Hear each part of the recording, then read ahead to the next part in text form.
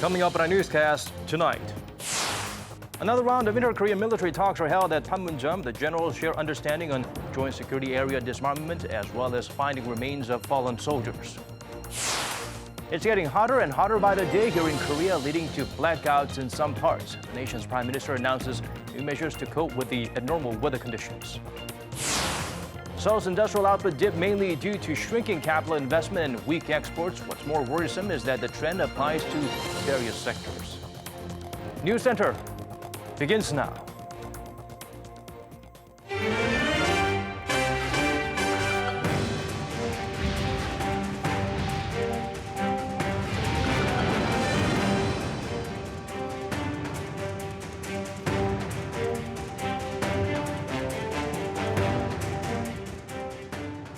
It's 8 p.m. here in Korea, live from our studio in Seoul. This is Arirang News Center. Welcome to our program.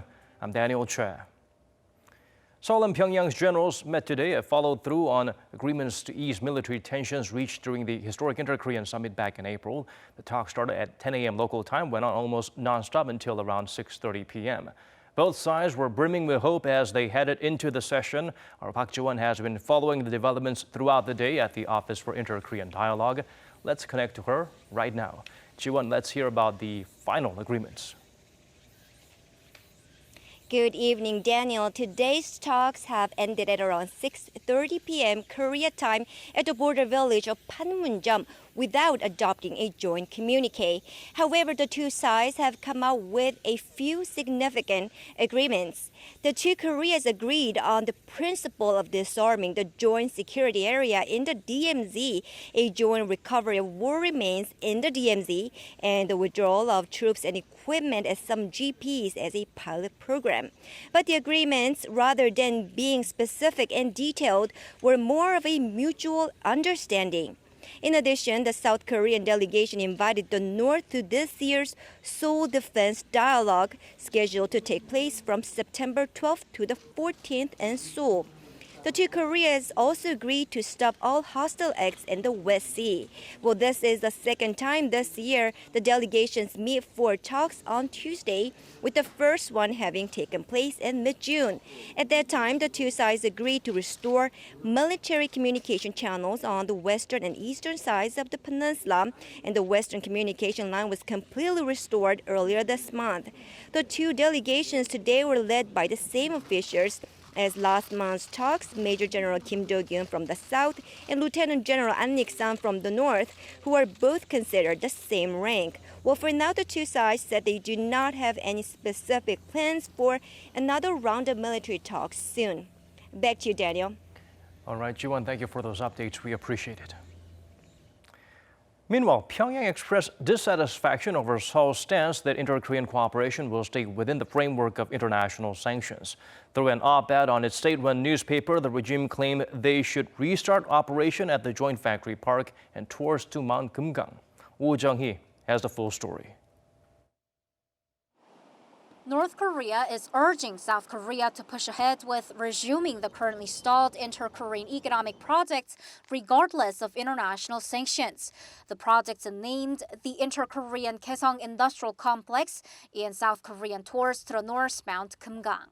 Pyongyang's state-run newspaper, Rodong-Sinmun, released an op-ed on Tuesday. It claimed that though the two Koreas have begun to work together in a variety of fields, it could all disappear into thin air because there's nothing substantial going on due to the international sanctions. Pyongyang criticized Seoul for being too mindful of the sanctions, saying Seoul prioritizes, quote, foreign powers over inter-Korean relations. It added that Seoul's not brave enough to bring up resuming operations at the Inter-Korean Kaesong Industrial Complex or restarting tours to Mount Kumgang. Pyongyang argued that these inter-Korean projects did not come to a halt because of the sanctions and therefore should be pushed ahead with regardless of the sanctions. The Inter-Korean Kaesong Industrial Complex was shut down in February 2016 after North Korea conducted its fourth nuclear test. And South Korean tours to North Korea's Mount Kumgang stopped after a South Korean tourist was shot dead in 2008. Seoul's been firm that these projects can't be resumed or even discussed unless there's notable progress in Pyongyang's denuclearization. Because these projects bring the regime hard currency, restarting them goes directly against the international sanctions. Seoul's Vice Unification Minister will be visiting North Korea's Mount Kumgang on Wednesday to check the renovations underway ahead of the family reunions in August, but Seoul has stressed this has nothing to do with resuming tours there. 오정희, Arirang News. It is now official. Seoul's National Security Advisor Chung Woo-young did meet with China's State Counselor in mid-July. The presidential office confirmed that Yang Jiechi's visit was kept unannounced in order to allow for a smooth dialogue between the two. Cheong added both parties discussed pending bilateral issues, but did not go into details. There have been reports that duo touched on issues like putting a formal end to the Korean War, as the peninsula is currently at a state of armistice. Seoul's top diplomat left for Singapore today to attend a series of meetings, including the annual ASEAN Regional Forum. While rubbing shoulders with their counterparts from various countries, Kang Kyung-hwa will discuss various issues, but a key subject of interest is, of course, the developments between the two Koreas. Kim Mo-kyun outlines what to expect during the FM's visit to the island nation. South Korean Foreign Minister Kang Kyung-hwa left Tuesday for Singapore, where she'll spend 6 days attending this year's regional forum of the Association of Southeast Asian Nations. While there, Kang will engage in a series of talks with member states on regional security and economic and cultural cooperation.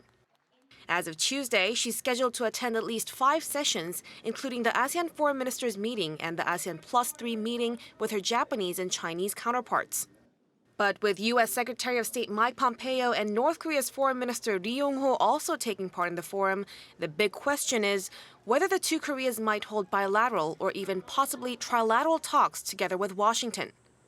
Speaking to reporters ahead of her departure, Kang pointed out that North Korea will be one of the main topics at the forum as a whole, as she hinted that her trip could yield fruitful developments. I think a great deal of attention will be focused on the latest developments surrounding the denuclearization of North Korea. Regarding my bilateral meeting with the North's foreign minister, nothing is said, but I'm hoping it will happen.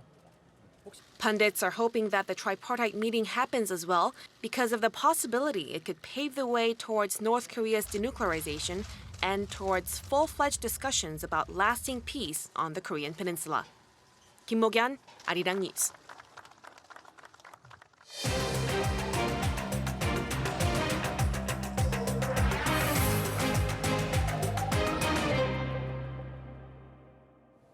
Sizzling conditions continue in Korea. The mercury even peaked to record high levels, hovering close to 40 in some parts. For weeks, there are no signs of cooling down. According to our Seo Bin, unfortunately, the scorching weather will continue.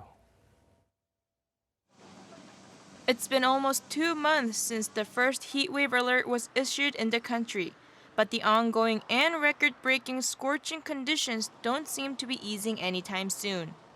Temperatures in Seoul are expected to reach at least 39 degrees Celsius this week, which is the 5th highest since 1994. And the heat wave this year is expected to carry on throughout August. The hot weather is affecting people's health. This year, already more than 2,000 people have been treated for heat-related illnesses, which is about a third more than in the whole of last summer, and at least 27 people have died. Doctors are advising people to avoid spending too much time in the heat during the day and to make sure to stay hydrated. The heat wave has also led to power outages around the country. Residents of Hwasun County, Jeollanam-do Province, had to wait in the heat for over 4 hours with no air conditioning or fans before their electricity was restored. And in Goyang City, Gyeonggi-do Province, about 700 households were without power for more than 2 hours. The Korean Electric Power Corporation says it believes the power outages were caused by overheated air circuit breakers since the electricity usage is higher than normal due to the heat wave. Seo Bin, Arirang News. As the unbearable heat wave continues to grip the nation, the Prime Minister stepped up to the plate to deal with the situation. Lee Nak-yeon called on government bodies to explore ways to help people cope with the weather anomaly. Cha Sang-mi shares with us his remarks. The South Korean government is continuing its efforts to respond to the extreme heat wave, which is forecast to continue till the end of August. With the air conditioning on, the heat's caused electricity bills to soar. And in Tuesday's cabinet meeting, Prime Minister Lee Na-kyun called on the Energy Ministry to find ways to ease people's concerns on that front.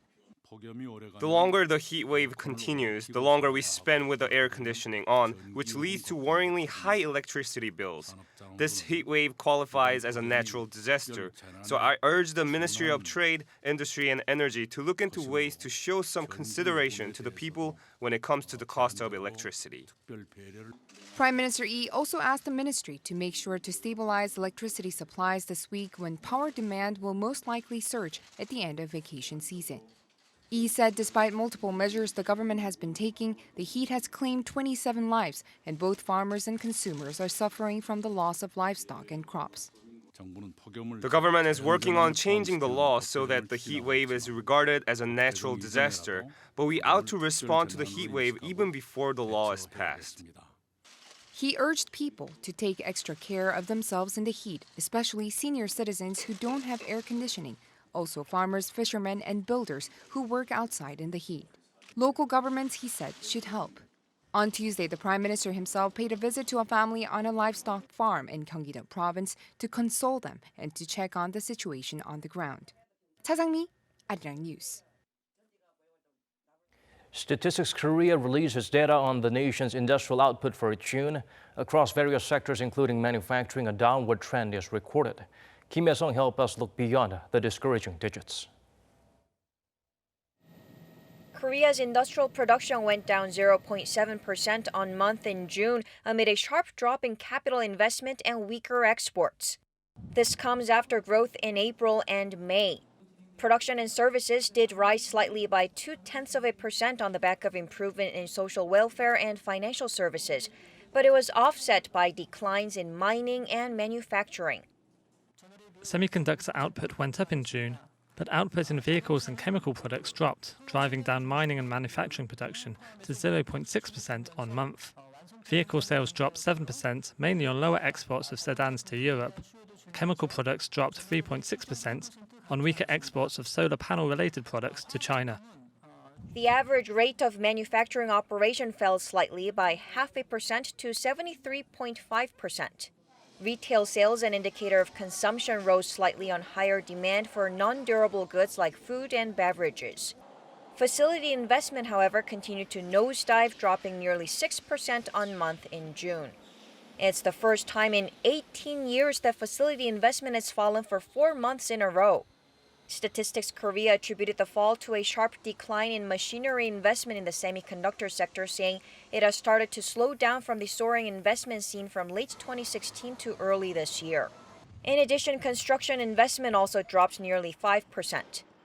Facilities investment fell mainly because investment in semiconductor facilities had been so comparatively high. The construction investment is more structural, and it's expected to continue to slow down in the next couple of years with a cut in government spending on social overhead capital. So overall, we will continue to see weak investment in the near future. Indicators showing current and future economic outlook fell 0.2%, 0.3% respectively. Kim Hye-sung, Arirang News. This month, pessimism by local businesses reached a level not seen since more than a year ago. Based on data by the nation's central bank, the plunging sentiment can be attributed to concerns over the Washington-Beijing trade war. The outlook for August is just as gloomy. Go Rin-hee breaks down the numbers for us.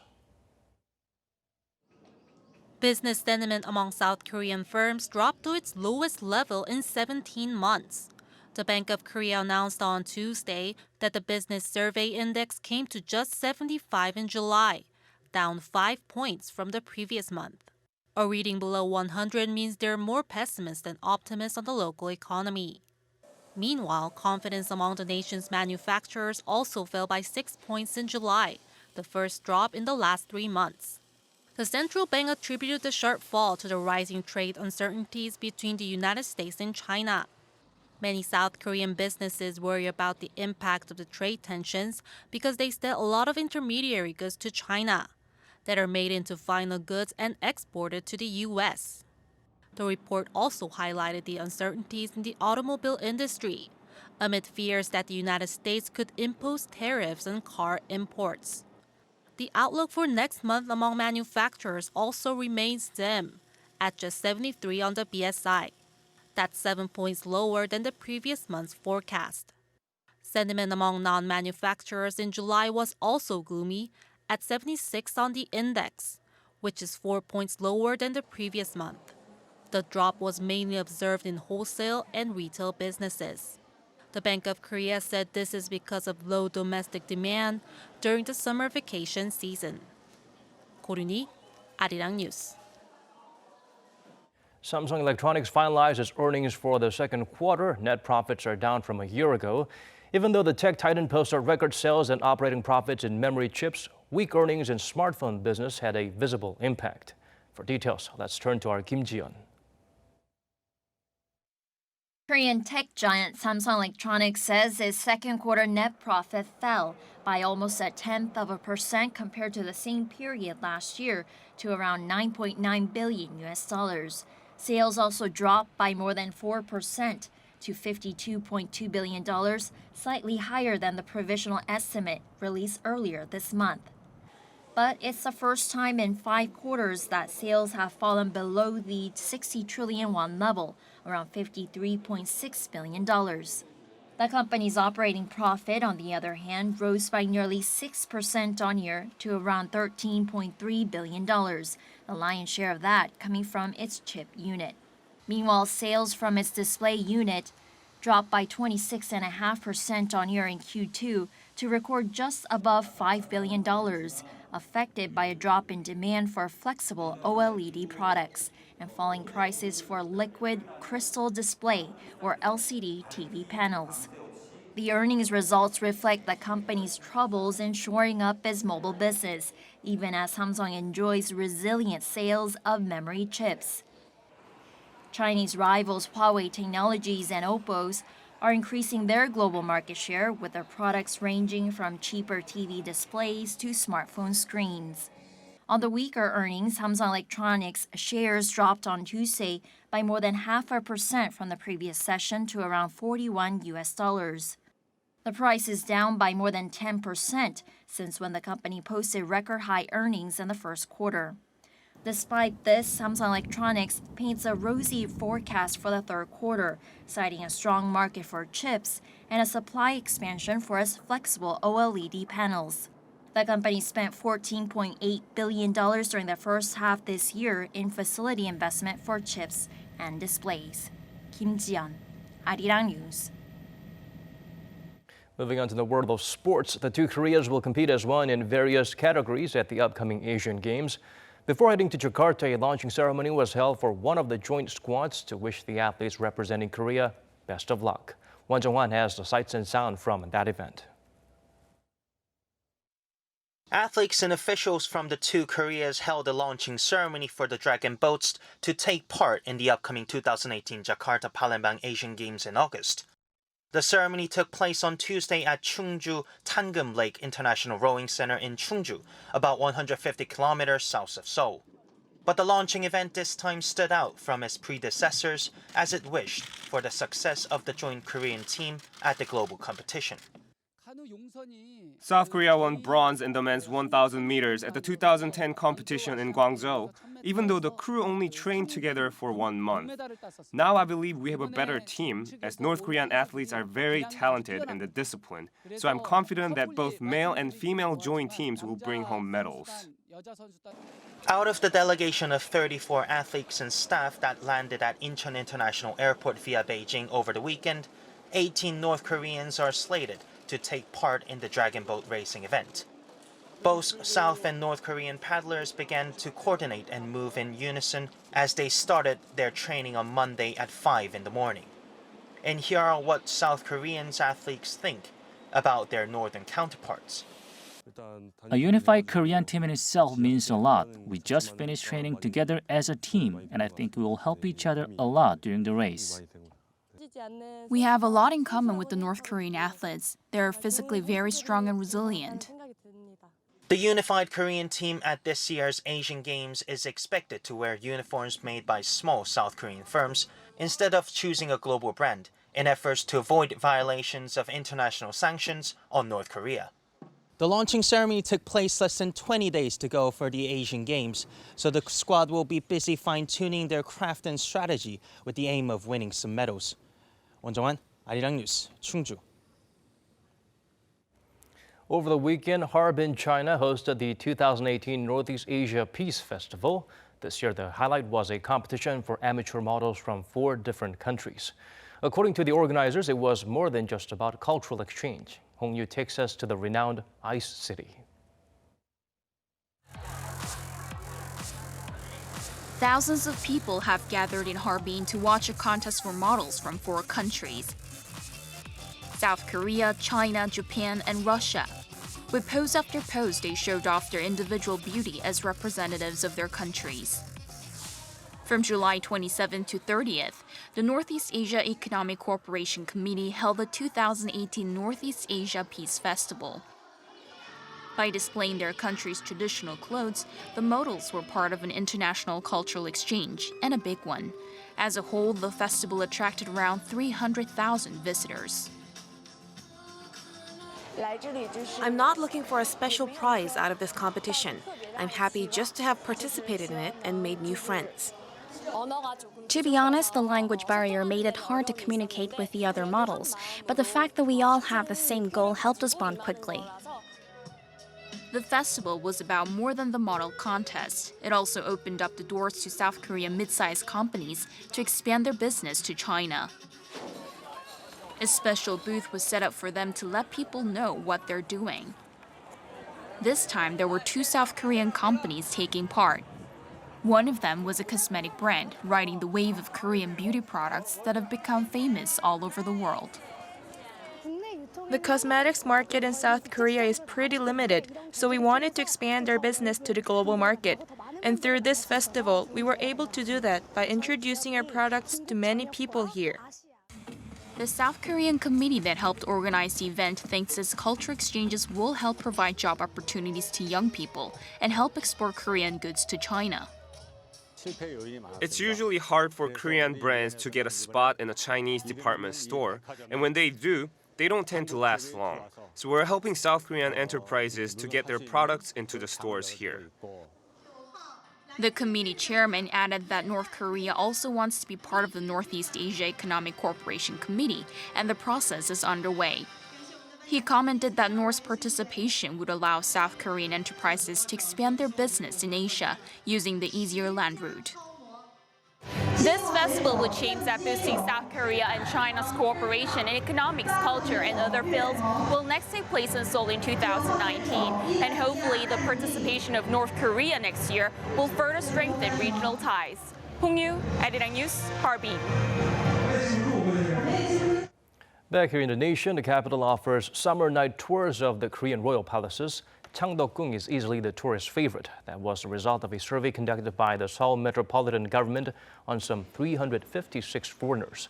43% of them made that choice for a nocturnal visit with its secluded paths, ponds, and natural harmony.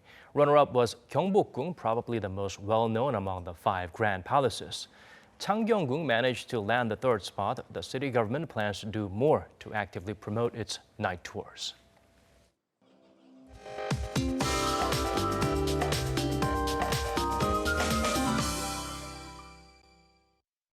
Time to turn to Michelle Bach at the Weather Center for the updates you need. Michelle, I hear we are in for more heat tomorrow. Daniel, the highest temperature ever recorded in Seoul was in 1994 when it hit 38.4 degrees Celsius. Today it hit up to 38.3, but we haven't reached the peak yet. Tomorrow's high in Seoul is expected to be reaching up to 39 degrees, which would be the new record. The heat wave advisory is back in effect along the East Coast as of today, and parts of Jeju have also been upgraded to warnings along with the rest of the country. A dry northeasterly wind tomorrow will bring the heat to the western side of the peninsula down to Chungcheong province. Now, Northeast Asia, including Tokyo and Beijing, will still be hot and humid, but not as hot as in Seoul. After experiencing a tropical night, tomorrow morning will be at 28 degrees in Seoul, while most other places will linger between 25 and 26 degrees. Into the day, Seoul and Chungcheong can also expect near 40 degrees Celsius, but it'll be a little cooler as we move down south. After tomorrow's record-breaking highs in Seoul, Thursday morning will be near 30 degrees. And at the end of the week, the highs should drop a little bit. I'll leave you with the weather conditions around the world.